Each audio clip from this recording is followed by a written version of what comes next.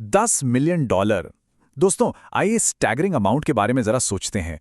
ज्यादातर लोग तो इसके सिर्फ सपने ही देखते हैं। अब जरा एक ऐसी सिचुएशन तस्वुर करें जहां एक स्ट्रगलिंग एक्टर जिसके पास अपने बिल्स पे करने तक के पैसे नहीं हैं, वो खुद अपने ही नाम पर पूरे $10 मिलियन का चेक काट देता है। आई नो, सुनने में बिल्कुल किसी मूवी स्क्रिप्ट जैसा अनरियलिस्टिक लगता है, राइट? लेकिन एग्जैक्टली यही हुआ था। ये कोई किस्सा नहीं, बल्कि एक रियल लाइफ विनिंग स्ट्रैटेजी का मास्टर स्ट्रोक था।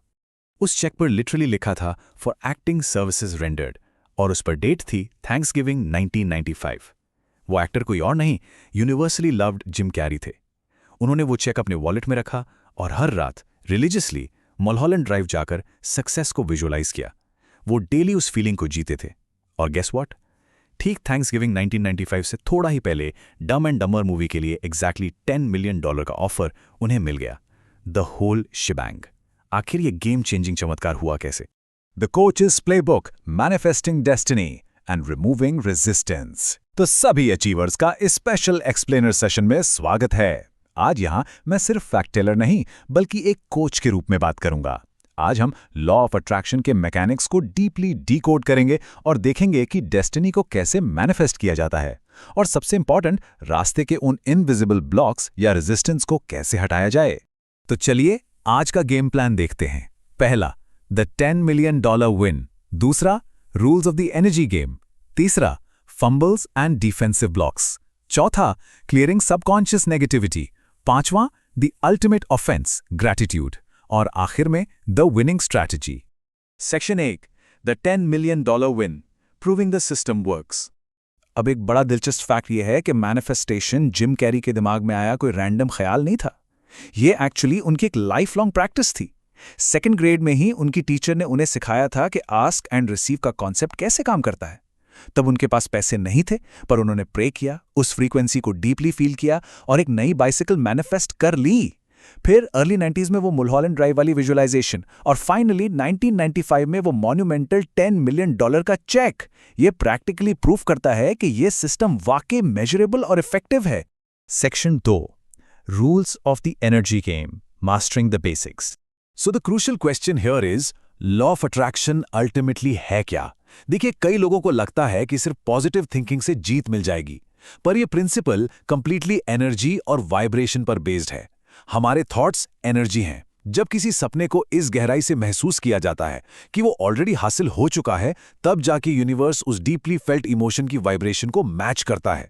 हमें सिर्फ सपनों के बारे में सोचना नहीं है, उनकी फीलिंग के अंदर जीना है। This is absolutely crucial. और इसकी क्रेडिबिलिटी के लिए बस इन हॉल ऑफ फेम अचीवर्स को ही देख लीजिए। ओपरा विनफ्रे ने अपने विजन बोर्ड पर एक मैगजीन कवर लगाया था, और रिजल्ट आज सबके सामने है। आर्नोल्ड श्वार्ज़नेगर ने ऑस्ट्रिया के एक छोटे से गांव से निकलकर हॉलीवुड के टॉप तक पहुंचने का सफर सिर्फ और सिर्फ इंटेंस विजुअलाइजेशन से तय किया। या फिर विल स्मिथ, जो फर्मली बिलीव करते हैं कि थॉट्स में लिटरल फिजिकल पावर होती है। इन सभी लेजेंड्स ने सक्सेसफुली यही प्लेबुक फॉलो की है। Section 3, fumbles and defensive blocks, how over attachment ruins the play. Let's take a quick time out here.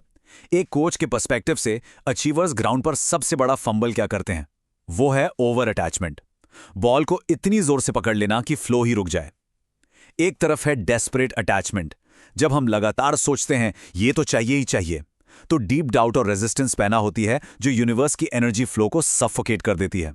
और दूसरी तरफ है ट्रस्टिंग द प्रोसेस।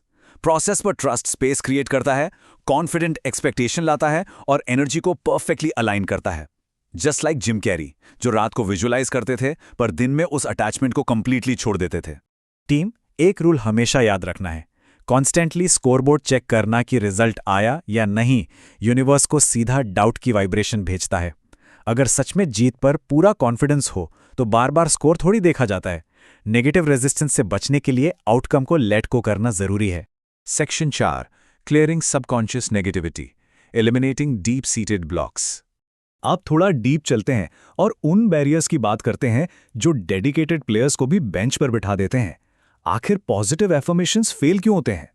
वेल, शीशे के सामने खड़े होकर पॉजिटिव वर्ड्स बोलना एक चीज है, लेकिन अगर अंदर डीपली रूटेड नेगेटिव कोडिंग चल रही है तो सरफेस लेवल की पॉजिटिविटी उस इंटरनल सॉफ्टवेयर को ओवरराइड नहीं कर सकती। अगर फाउंडेशन ही हिली हुई हो तो नया स्ट्रक्चर कैसे टिकेगा? For example, in subconscious beliefs को देखते हैं।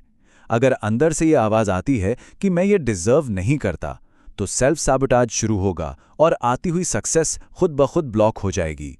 या अगर ये नेगेटिव बिलीफ है कि पैसा बहुत मुश्किल से मिलता है, तो इंसान हमेशा डर के मारे ओवरवर्क करेगा और फाइनेंशियल स्ट्रगल झेलेगा।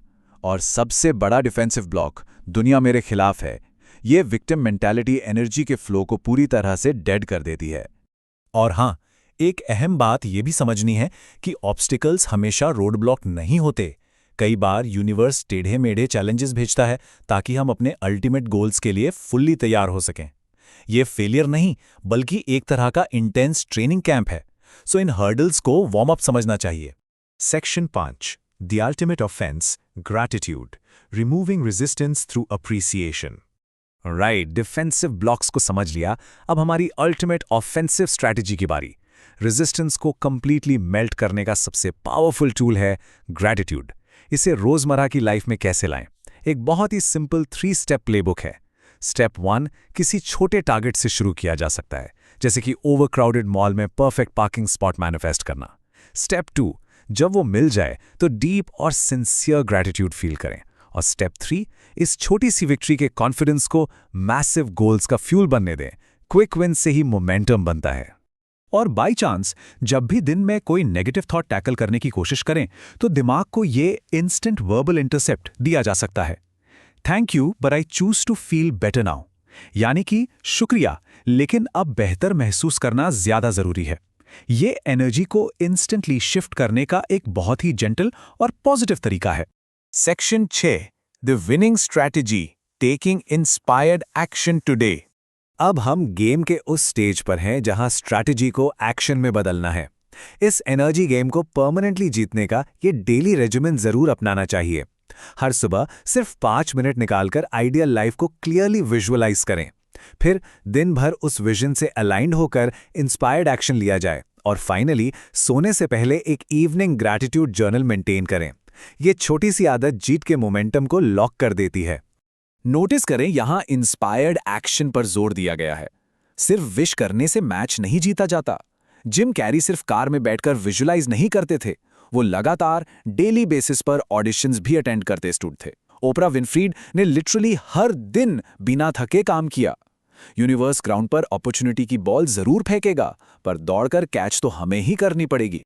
और इस पूरे प्रोसेस का एक प्रोफाउंड लेसन जो जिम कैरी ने बाद में शेयर किया, वो ये है कि अल्टीमेट गोल सिर्फ मटीरियलिस्टिक चीजें जमा करना नहीं है। रियल हैप्पीनेस किसी ट्रॉफी में नहीं, बल्कि सफर को बिना किसी डेस्परेशन और अटैचमेंट के एंजॉय करने में है। असली खुशी वो लाइफ खुलकर जीने में है जो हम कॉन्शियसली क्रिएट कर रहे हैं। तो अब जब हम इस एक्सप्लेनर सेशन के एंड पर आ गए हैं, एक कोच के नाते ये सीधा सवाल पूरे इकोसिस्टम से है। अचीवर्स का वो कौन सा सबसे बड़ा सपना है जो बस इस इंतजार में बैठा है कि कब सभी रुकावटों को छोड़कर ग्राउंड पर पूरी तरह रेडी होकर उतरा जाए? रेजिस्टेंस को क्लियर करना, ग्रैटिट्यूड को अपनाना और प्रोसेस पर ट्रस्ट करना ही असली जीत है। So get out there and play your best game. अगले एक्सप्लेनर में फिर मुलाकात होगी। Take care.